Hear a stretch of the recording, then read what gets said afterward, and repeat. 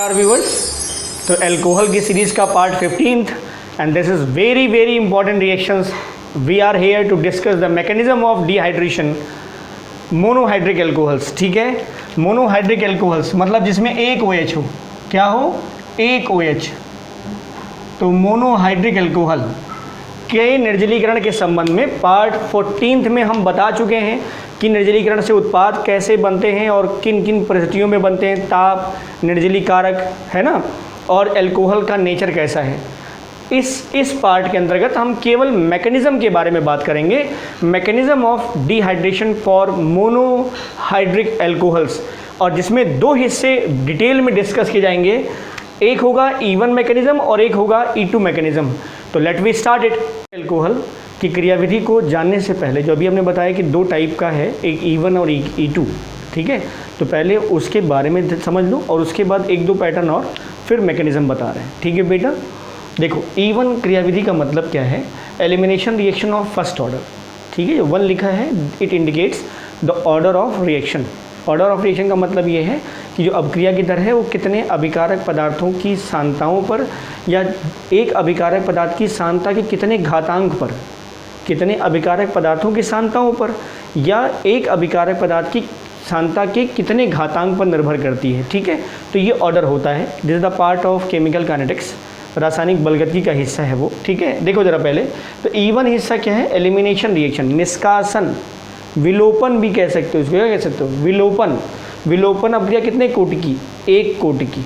जैसे एक बताया था आपको SN1 SN2, तो nucleophilic substitution reaction order number 1, nucleophilic substitution order number 2, है ना, या यूनिमोलिकुलर बाईमोलिकुलर. ठीक है, वैसे ही ये ऑर्डर फर्स्ट है, या इसको कह सकते हैं एकाणुक विलोपन अभिक्रिया. क्या कह सकते हैं? एकाणुक विलोपन अभिक्रिया. एकाणुक विलोपन अभिक्रिया. ठीक है, एकाणुक विलोपन अभिक्रिया. ये बेसिक फैक्ट है और ये चीज़ ध्यान रखना, यहाँ जो पॉइंट हमने लिखे हैं वो मोनोहाइड्रिक अल्कोहल के लिए है. ठीक है, ये मैक्सिमम चीज़ों पर अप्लाइड हो जाएगा, लेकिन अगर एक्सेप्शनल केस आएंगे तो वहाँ पर स्टेप्स के नंबर्स चेंज होंगे फिर थोड़े. ठीक है, otherwise this is the basic condition. Alcohols और मोनोहाइड्रिक अल्कोहल्स के लिए आप ये सारे लॉजिक लगा सकते हैं. देखो जरा, एलिमिनेशन एकाणुक विलोपन अभिक्रिया, elimination reaction of first order, ये किस पर अप्लाई होगा? 3 डिग्री 2 डिग्री अल्कोहल के लिए, 3 degree and 2 degree monohydric alcohols के लिए अप्लाई होगा ये. ठीक है, E1 अभिक्रिया की दर केवल अल्कोहल की इकाई सांद्रता पर, केवल अल्कोहल की इकाई सांद्रता, यहाँ 1 लिखा है, अल्कोहल की इकाई सांद्रता पर निर्भर करेगी. तो कोटि कितनी हो जाएगी? 1. और जो क्रियाविधि है वो मिनिमम 3 या 4, कहीं कहीं रीअरेंजमेंट आ जाए जहाँ पर ज़्यादा स्टेबल कार्बोकैटायन बनने की संभावना हो तो वहाँ पद हो सकता है 4 हो जाए, अदरवाइज 3 पद में तो अभिक्रिया पूर्ण होगी. ठीक बेटा, तो 3 डिग्री 2 डिग्री अल्कोहल्स के लिए है ये E1. अभिक्रिया की दर केवल अल्कोहल की इकाई सांद्रता पर निर्भर करेगी, कोटि आएगी 1. अभिक्रिया की क्रियाविधि 3 या 4 पदों में पूर्ण हो जाएगी. E2 तो ये है elimination reaction of second order, elimination reaction of second order, या इसको कह सकते हैं द्विअणुक बाईमोलिकुलर. क्या कह सकते हैं बेटा? द्विअणुक विलोपन अभिक्रिया. द्विअणुक विलोपन अभिक्रिया, तो ये द्विअणुक है और ये एकाणुक है. क्लियर? ये यूनिमोलिकुलर बाईमोलिकुलर. किसके लिए? स्पेशली 1 डिग्री अल्कोहल के लिए. किसके लिए? तो E2 मैकेनिज्म किसके लिए बेटा? 1 डिग्री अल्कोहल के लिए है. अभिक्रिया की दर अल्कोहल की सांद्रता के साथ साथ जो सांद्र H2SO4 होगा उसके H+ आयन की सांद्रता पर भी निर्भर करता है. तो यहाँ पर भी कंसंट्रेशन की पावर 1 हो गई, यहाँ भी कंसंट्रेशन की पावर 1 हो गई, तो 1 + 1 बराबर कितना हो गया? 2. तो ऑर्डर कितना आएगा? 2. क्रियाविधि 2 पद में, 2 पद में. ठीक है, कहीं कहीं 1 पद भी हो सकता है. E2 मैकेनिज्म के अंतर्गत कहीं कहीं 1 पद में भी हो सकता है, लेकिन ये मैक्सिमम 2 पद, मैक्सिमम 2 पद, मिनिमम 3 पद, मैक्सिमम 2 पद, मिनिमम 3 पद, इसके लिए है ये. तो E2 मैकेनिज्म और E1 मैकेनिज्म, इतनी बात समझ में आ गई.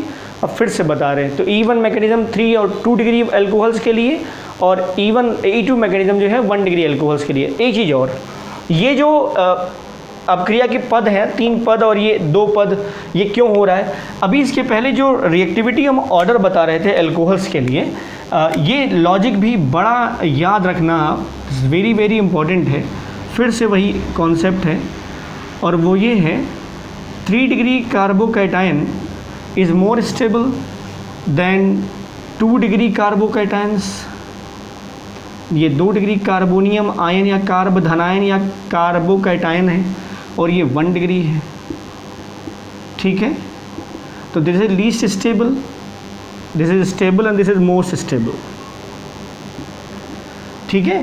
तो ये जो पद की बात कर रहे हैं ना कि यहाँ 3 पद होगा, यहाँ 2 पद होगा या 1 पद होगा, उसके पीछे लॉजिक ये है कि 3 डिग्री अल्कोहल जो होता है वो ज़्यादा क्रियाशील होता है। क्यों?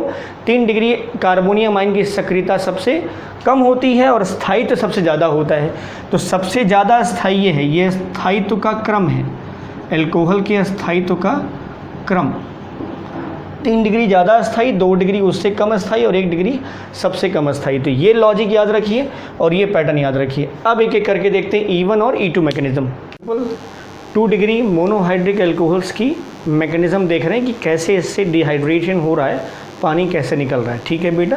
तो एक जनरल 2 डिग्री अल्कोहल की कैटेगरी दिखा रहे हैं। यहाँ आप CH3 ले सकते हैं, CH3 C2H5 C2H5 C2H5 as your wish. ये हमने RR दिखा रखा है, मेन हिस्सा यही पोर्शन दिखाना है हमें, ठीक है। तो अब ये 2 डिग्री अल्कोहल है, सांद्र H2SO4 के साथ रिएक्शन कराया गया है, जाहिर सी बात टेम्परेचर कम लगेगा as respect to 1 degree alcohol. गर्म कर दिया, यहाँ से OH, यहाँ से OH का एलिमिनेशन दिखाया जा रहा है और यहाँ से H, ठीक है। तो OH और H, तो यहाँ बीच में क्या आ जाएगा? डबल बॉन्ड, तो ये बन गया एल्कीन। एक सिंपल एक्सप्लेनेशन है dehydration of 2 degree monohydric alcohols के लिए। अब आप इस रिएक्शंस की स्टेप्स देखें, मैकेनिज्म की स्टेप देखें, तो ये कुल 3 पद में कवर होता है, ठीक है। पहला पद क्या होता है? अल्कोहल का प्रोटोनीकरण, मतलब जो अम्ल से H+ मिलेगा। अब देखो जरा, अल्कोहल जो H+ मिलेगा, ये हो गया CH, ये हो गया R, ये हो गया ऑक्सीजन, और आप जानते हैं OH पर 2 लोन पेयर होता है, ऑक्सीजन के पास 2 लोन पेयर है, ठीक है। और जो एसिड H2SO4 से H+ आयन है, ये एज अ लुईस एसिड की तरह बिहेव कर रहा है ना, मतलब इसको इलेक्ट्रॉन पेयर चाहिए। तो अगर आप देखें तो इस अल्कोहल की सीरीज़ में किसके पास है लोन पेयर? तो ये ऑक्सीजन के पास। तो यहाँ जब जाएगा ये, तो क्या हो जाएगा? R CH2, ये हो गया OH2+, और ये है क्या बेटा? दिस इज़ प्रोटोनेटेड एल्कोहल, मतलब प्रोटोनीकृत एल्कोहल। प्रोटोनीकृत एल्कोहल मतलब एल्कोहल में एक्स्ट्रा H+ आ गया, कहाँ पर? ऑक्सीजन सेंटर पे। क्यों? क्योंकि उसके पास 2 लोन पेयर था इसलिए, ठीक है। अब अगले स्टेप में देखो, रिमूवल ऑफ वाटर। ये जो R CH2 CHR और ये OH2+ दिखाई दे रहा है, आप देख रहे हैं कि ऑक्सीजन पर प्लस है और मोस्ट इलेक्ट्रोनेगेटिव एलिमेंट या मोर इलेक्ट्रोनेगेटिव एलिमेंट पर अगर पॉजिटिव चार्ज कहीं से आएगा तो वो स्पीसीज अनकंफर्टेबल होगा, पूरी तरह से अनकंफर्टेबल होगा। तो किसी न किसी बॉन्ड को ये तोड़ के अपने जो ऑक्टेट है उसको पूरा करने की कोशिश करेगा, ठीक है। तो होगा क्या? ये पूरा का पूरा OH2 निकल जाता है, और जब OH2 निकलेगा तो ये जो प्लस चार्ज ऑक्सीजन पे था, ये प्लस चार्ज किस पे आ जाएगा? कार्बन पर आ गया। मतलब ये हो गया R CH2 CH और ये हो गया प्लस, ठीक है। तो this is 2 degree carbonium ion. अब आप जानते हैं 2 डिग्री कार्बोनियम आयन स्टेबल होता है 1 डिग्री कार्बोनियम आयन की अपेक्षा, इसलिए रिएक्शन में ये बनेगा। अब यहीं पर एक स्टेप और बढ़ सकता है, और वो ये है कि अगर मान लीजिए किसी ऐसे अणु की बात कर रहे हैं हम जहाँ कार्बोनियम आयन जो बना है वो कम स्थायी है और उसमें किसी H- आयन या हाइड्राइड शिफ्ट या एल्किल शिफ्ट के द्वारा ज़्यादा स्थायी कार्बोनियम आयन बनने की संभावना बन रही है। आई रिपीटिंग इट, अगर मान लो इस कार्बोनियम आयन के अलावा कोई दूसरा कार्बोनियम आयन हो जिसमें H- जिसे हम हाइड्राइड कह रहे हैं या एल्किल ग्रुप के स्थानांतरण या पुनर्विन्यास के द्वारा ज़्यादा स्थायी कार्बोनियम आयन बनने की संभावना होती है, तो वहीं पर एक स्टेप और बढ़ जाता है और वो है हाइड्राइड शिफ्ट या बल्कियर शिफ्ट बल्कि ग्रुप शिफ्ट करता है, ठीक है, वो बढ़ जाता है। फिलहाल अभी इधर आओ, 2 डिग्री कार्बोनियम में स्टेबल है, ये मिल गया, ये सोल्यूशन में रहेगा, मिलता है। तीसरे स्टेप में क्या हो रहा है, इसी जो 2 डिग्री कार्बोनियम आयन है यहाँ से H+ का निष्कासन हो जाएगा और उसी के बाद हमारा जो डिज़ायर्ड प्रोडक्ट है वो मिल जाएगा। अब देखो ज़रा, R ये हम तोड़ के दिखा रहे हैं, ये हो गया CH, ये हो गया R, ये हमने ओपन कर दिया है, ठीक है। देखो रिएक्शन में ये H+ था, रिएक्शन में ये H+ था। अब आप इसको ऐसे दिखा सकते हैं कि H2SO4 जो है वो जब डिसोशिएट हुआ होगा तो H+ HSO4 माइनस में टूटा होगा। अब उसी HSO4 माइनस के द्वारा फिर से रिएक्शन आगे बढ़ेगी। तो होगा कैसे, ये कार्बोनियम आयन का कार्बन, इसके इधर 2 alpha hydrogen, 2 alpha sigma bond, ठीक। इधर R हमने नहीं दिखाया है, इधर R हमने दिखाया मतलब CH3 नहीं दिखाया, CH5 भी हो सकता है, कुछ भी हो सकता है। तो अब ये सम्मित हो चाहे असम्मित, अब अगर सम्मित टाइप का होगा तो चाहे इधर से निकालो चाहे उधर से निकालो, असम्मित टाइप का होगा तो सज्जफ नियम लगा देंगे आप, ठीक है। इसके पहले वाले पार्ट में बता रहे थे हम आपको, सज्जफ नियम याद रखिएगा। तो यहाँ से फिलहाल ये बॉन्ड यहाँ शिफ्ट कर रहा है और यहाँ से निकल रहा है H+ विदाउट इलेक्ट्रॉन, ये बॉन्ड यहाँ शिफ्ट कर गया, क्या बना देखो, R CH और यहाँ क्या हो गया, डबल बॉन्ड CH और ये हो गया R, और ये H+ जो है इसके साथ H2SO4 और ये फर्दर फिर से डिसोशिएट करेगा H+, ये अल्कोहल के अगले अणु पर फिर प्रोटोनेशन होगा, कार्बोनियम आयन का फॉर्मेशन होगा और फिर लास्ट में आपको डिज़ायर्ड एल्कीन प्रोडक्ट मिल जाएगा। समझ में आई बात। अब आप अगर इस रिएक्शंस में देखें यहाँ पर, तो यहाँ जो और रेट मिलती है अभिक्रिया की दर, अभिक्रिया की दर वो केवल और केवल एल्कोहल की सांद्रता पर निर्भर करती है, H+ की सांद्रता पर निर्भर नहीं करती। तो ये केवल H+ की सांद्रता, अब ये प्रैक्टिकली है, ये प्रैक्टिकली डिफाइंड है कि 2 डिग्री और 3 डिग्री एल्कोहल में जो अभिक्रिया की दर होती है वो केवल एल्कोहल की सांद्रता पर निर्भर करती है, H+ आयन की सांद्रता पर निर्भर नहीं करती। इसलिए कोटि कितनी आएगी, 1। तो यहाँ पावर कितना है, 1। तो रेट जो है, रेट अभिक्रिया की दर, इसको जब आप हटाओगे तो कांस्टेंट आएगा और ये हो जाएगा active mass of alcohol concentration power 1। तो this is the rate equation for this reaction. तो ऑर्डर कितना होगा बेटा, 1। तो प्रोसीजर कैसा होगा, विलोपन का, और ऑर्डर कितना होगा, E1। ऑर्डर कितना है, 1। तो रिएक्शन को क्या बोलेंगे, E1, अर्थात प्रथम कोटि की विलोपन अभिक्रिया। क्लियर। अब इसे E2 रिएक्शन देखो, E2 मैकेनिज्म क्या है। तो E2 मैकेनिज्म किसके लिए अप्लाइड होगा, 1 डिग्री मोनोहाइड्रिक एल्कोहल्स के लिए, ठीक है। E2 मैकेनिज्म ऑर्डर कितनी आएगी, 2। रेट किस पे डिपेंड करेगा, एल्कोहल की कंसंट्रेशन पर भी और H+ आयन के कंसंट्रेशन पर भी, ठीक है। हम यहाँ एग्जांपल ले रहे हैं एथेनॉल का, this is very very important. इसको, इस रिएक्शन और इस रिएक्शन की मैकेनिज़्म को बहुत ज़रूरी है, सही तरीके से तैयार करेंगे इसको। ये रिएक्शन है और इसकी मैकेनिज़्म बहुत इंपॉर्टेंट है बेटा, ठीक है। एथिल अल्कोहल को सांद्र H2SO4 के साथ 170 टेम्परेचर याद आ रहा होगा आपको, 110 170 की 2 कंडीशन थी, ठीक है। एक अकेले था तो डाइथिल सल्फेट बनता है, अगर सांद्र H2SO4 के साथ रिएक्शन कराओगे तो एल्कीन बनता है, एल्कीन बन गया, पानी निकल गया, ठीक है। तो यहाँ से OH, यहाँ से H, ठीक है। और एक 140 था, वो अलग है, वो सब आप वीडियो 15 में देख सकते हैं, पार्ट इसके पहले वाले वीडियो में हम देख सकते हैं। अब आप देखिए ज़रा, ये इस अभिक्रिया की क्रियाविधि बोर्ड एग्जामिनेशंस के लिए वेरी वेरी इंपॉर्टेंट, डिटेल में लगभग 3 से 4 नंबर का आता है, पूरी मैकेनिज़्म पूछी जाती है। तो मैकेनिज़्म कितने स्टेप में प्रोसीड होगी, 2 स्टेप में। ऑर्डर कितना आएगा, 2। तो क्या है ये, E2 मैकेनिज़्म। क्या है बेटा, E2 मैकेनिज़्म। पहला स्टेप क्या है, this is the formation of protonated alcohol. तो प्रोटोनेशन ऑफ एल्कोहल कह सकते हैं, मतलब एल्कोहल पर H+ का अटैक होना, ये कह सकते हैं, या प्रोटोनीकृत एल्कोहल का निर्माण, मतलब प्रोटॉन युक्त एल्कोहल का निर्माण। और दूसरा क्या होगा, उत्पाद का निर्माण। इसमें एक स्टेप गायब है ना, ये वाला स्टेप गायब है, जो भी 2 डिग्री और 3rd डिग्री में बता रहे थे E1 वाले में, उसमें देखो तो ये वाला स्टेप गायब है, ठीक है। आओ देखते हैं क्यों। यहाँ देखो ज़रा, इसी को ले रहे हैं, ये है CH3 CH2 OH, ऑक्सीजन के पास 2 लोन पेयर है, ये है H+ अटैक करेगा, ये H+ कहाँ से आया, H2SO4 से आया, ठीक है। क्या मिला, CH3 CH2 और ये हो गया OH2+। हुआ कैसे, ये जो H+ था वो इस इलेक्ट्रॉन रिच सेंटर ऑक्सीजन पे अटैक कर गया और यहाँ से क्या मिल गया हमें, प्रोटोनेटेड एथेनॉल। अब कंपाउंड है तो हम नाम लिख सकते हैं, दिस इज प्रोटोनेटेड एथेनॉल या protonated 1 degree alcohol, this is 1 degree alcohol. इतना ठीक है। अब ज़रा दूसरे स्टेप में देखो, एल्कीन का निर्माण कर रहे हैं। देखो ज़रा क्या हो रहा है, ये H है, ये H, ये H, ये CH2 और ये हो गया OH2+। ठीक बेटा, देखो होता क्या है यहाँ पर, ये ऑक्सोनियम आयन टाइप का है ना, ऑक्सीजन प्लस है तो ऑक्सोनियम आयन। अब आप जानते हैं अगर मान लो यहाँ से हम H2O का निष्कासन कर दें तो कार्बोनियम आयन मिलेगा, और कार्बोनियम आयन कितने डिग्री का होगा, 1 डिग्री का। जैसा कि आप जानते हैं कि 1 degree carbonium ion least stable होता है, तो ये जो कार्बोनियम, ये जो निगेटिव आयन, ये पॉजिटिव आयन है, ये जो समूह है, ये चाहेगा ही नहीं कि 1 डिग्री कार्बोनियम आयन बने।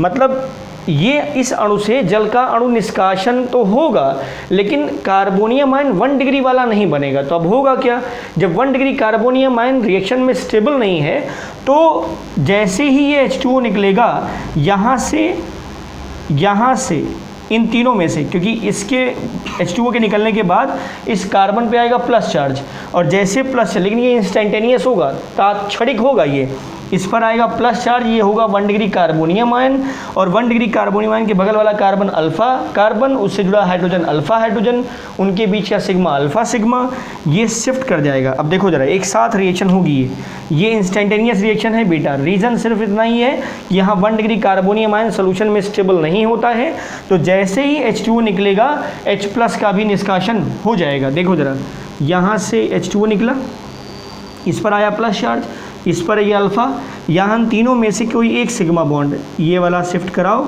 और ये वाला H+ निकालो, तो ये दोनों घटना एक साथ, ये इंस्टेंटेनियस है।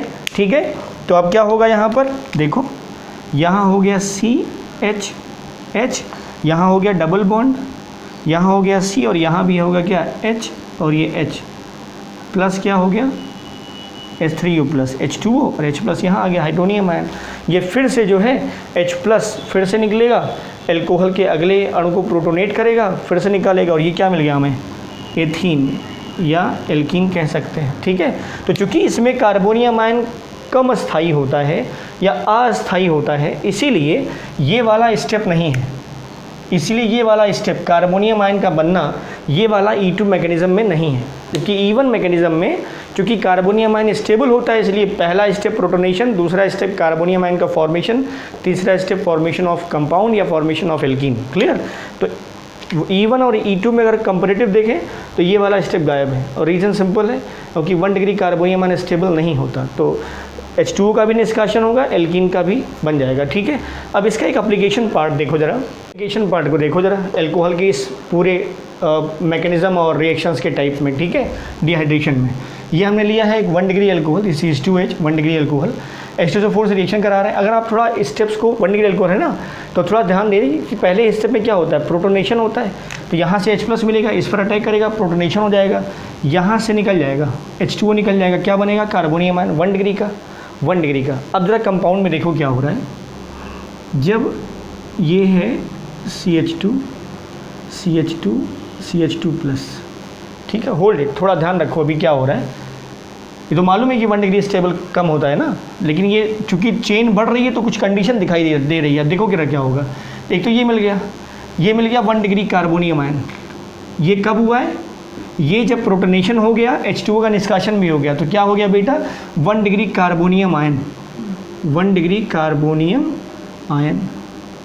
अच्छा, इस स्पीसीज़ में ऐसी संभावना है, इस स्पीसीज़ में ऐसी संभावना है कि यहाँ पर अति संयुग्मन हो जाए, जिसे हम बेकर-नाथन इफेक्ट भी कहते हैं, आप हाइपर कॉन्जुगेशन, अति संयुग्मन हो जाए। मतलब इस धनावेशित कार्बन के बगल में बल्कि ग्रुप लगा है, ढेर सारे ग्रुप लगे हैं, और अगर यहाँ से कहीं से sigma bond, alpha sigma bond transfer हो जाए तो कुछ और मिलेगा। जरा देखो, इसी में हम दिखा रहे हैं, ये है H और ये है H।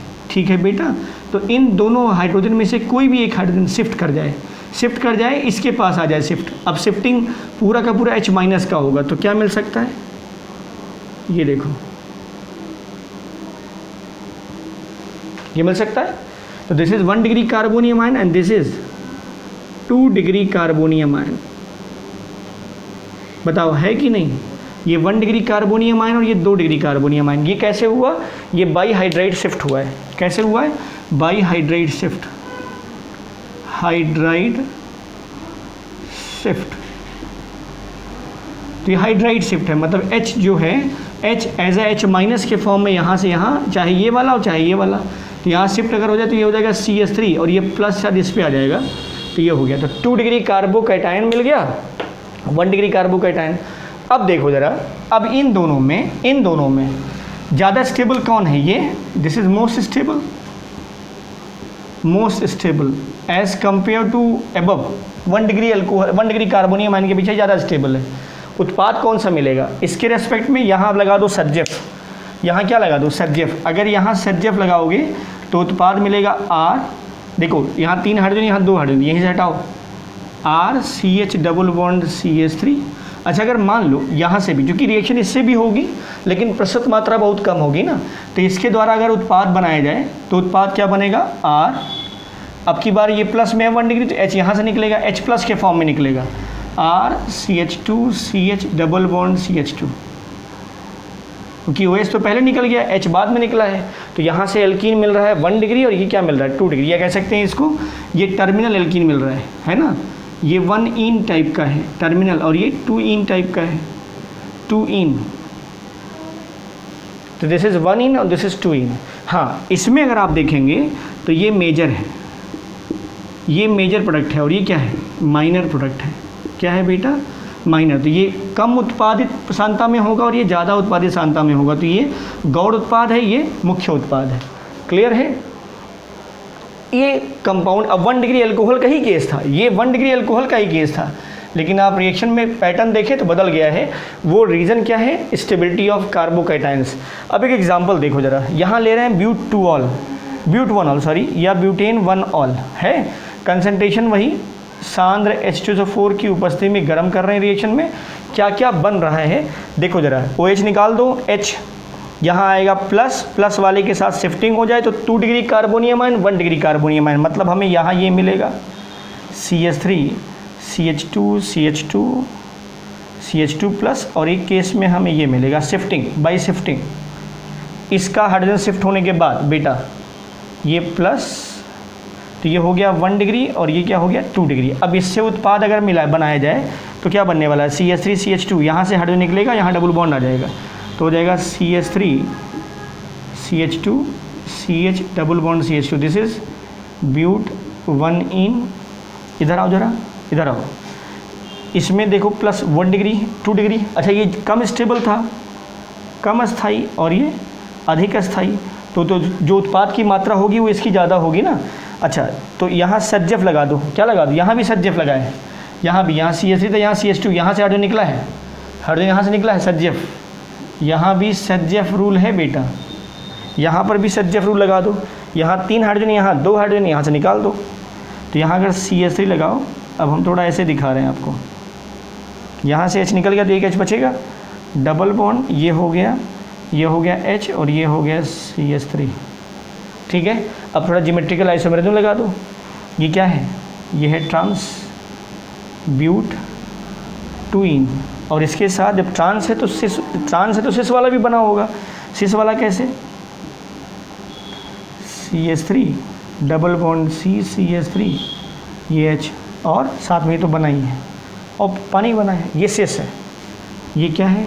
सिस ब्यूट 2 इन। ब्यूट 1 इन में कोई सिस ट्रांस नहीं, क्योंकि ये दोनों हाइड्रोजन सेम है, ज्योमेट्रिकल आइसोमेरिज्म। इस कार्बन द्विबंधित कार्बन के दोनों वैलेंसी अलग अलग परमाणु या समूह जुड़ी होनी चाहिए, सममितल होना चाहिए। ठीक है, तो ये हो गया CH3 अपोजिट डायरेक्शन में तो ट्रांस हो गया, सेम डायरेक्शन में प्लेन ऑफ सिमेट्री के तो क्या हो गया? सिस।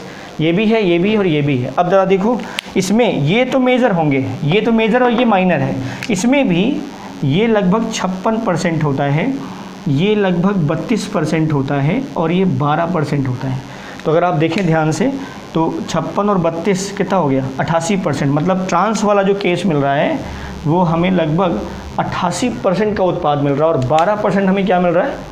ब्यूट 1 इन। तो ये इसकी मात्रा कम मिलती है और इसकी मात्रा ज़्यादा मिलती है। क्लियर। तो ये मेजर प्रोडक्ट होता है और ये माइनर प्रोडक्ट होता है। उसी का एग्जांपल हमने दिया है, यहाँ 56% ट्रांस ट्यूब्यूटीन है और सिस ट्यूब्यूटीन। अब इसमें ये ज़्यादा स्टेबल होता है क्योंकि स्टेरिक हिंड्रेंस में कम होता है, स्टेरिक हिंड्रेंस ज़्यादा होता है इसलिए कम स्थायित्व होता है, लेकिन बनेगा तो 2-ब्यूटीन। तो 32%, 56%। अगर आप इस केस में देखें, या ब्यूट 1 ऑल में सबसे ज़्यादा स्थायी एल्कीन प्रोडक्ट कौन सा मिला? ट्रांस ब्यूटीन 2 या ट्रांस ब्यूटूइन। उसके बाद सिस ब्यूटूइन और सबसे कम प्रतिशत मात्रा में कौन है? ब्यूट 1इन। तो इसमें ज्योमेट्रिकल आइसोमर्स नहीं मिलेगा, इन दोनों में मिलेगा, both are geometrical isomers. Clear. तो this is the application of very important part of dehydration of alcohol. तो इस वीडियो के लिए इतना ही। Stay tuned. Thank you for watching.